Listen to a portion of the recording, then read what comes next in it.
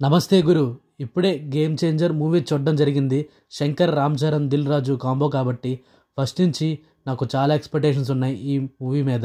Late చేయకుండా నాకు ఎలా అనిపించిందో క్లియర్గా చెప్తా. నా ఛానల్ కానీ ఫస్ట్ టైం చూసినట్లయితే వెంటనే సబ్స్క్రైబ్ చేసుకోండి.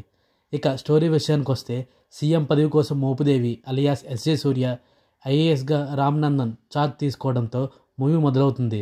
రామ్ అక్రమార్కుల మీద తీసుకున్న నిర్ణయాల వల్ల, అతని నిజాయితీ వల్ల మోపుదేవికి చాలా ఇబ్బందులు ఎదురవుతాయి.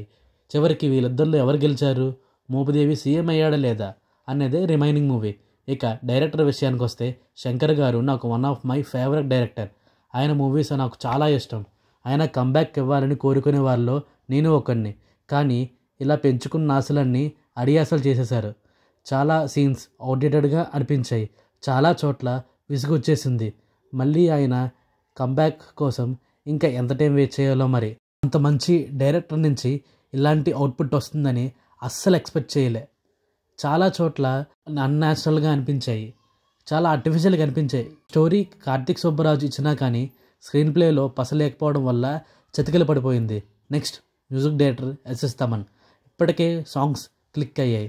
కొన్ని చోట్ల బీజిఎం హైలైట్ అయ్యింది కానీ ఆశించిన స్థాయిలో లేదు. తర్వాత చెప్పుకోవాల్సింది సినిమాటోగ్రాఫర్ తిరు. ఈయన కెమెరా వర్క్ చాలా బాగుంది. మనకి ప్రతి ఫ్రేమ్లో కనిపిస్తుంది. ముఖ్యంగా రోబోటిక్ షాట్స్ ఈ మూవీలో చాలానే వాడారు. ఇక నటీనటుల పర్ఫార్మెన్స్ విషయానికి వస్తే, ముందుగా మాట్లాడాల్సింది గ్లోబల్ స్టార్ రామ్ చరణ్ గురించి.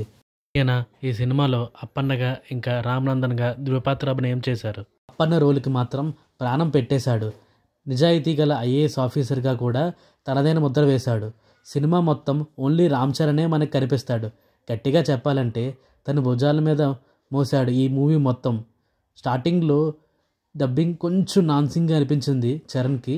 నెక్స్ట్ ఎస్జే సూర్య కూడా తనదైన స్టైల్లో ఆకట్టుకోవడానికి ట్రై చేశాడు. అందులో బాగానే సక్సెస్ అయ్యాడు. చాలా రోజులకి అంజలికి మంచి రోల్ పడింది. ఈమె కూడా తన పాత్రలో ఇమిడిపోయింది. నెక్స్ట్ బొబ్బిలి సత్యమూర్తిగా శ్రీకాంత్ తనకిచ్చిన పాత్రలో ఒదిగిపోయాడు. హీరోయిన్ కైరా అద్వానీ.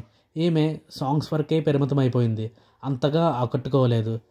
మిగతా యాక్టర్స్ ఉన్నారంటే ఉన్నారు, అంత ఇంపాక్ట్ ఏం లేదు మూవీలో.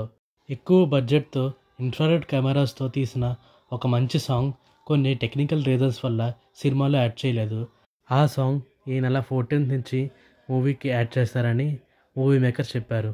చాలా చోట్ల 1 AM షోస్ పడడం వల్ల వాటి తాలూకా రివ్యూస్ ఇంపాక్ట్ రిమైనింగ్ షోస్ మీద చాలానే పడింది.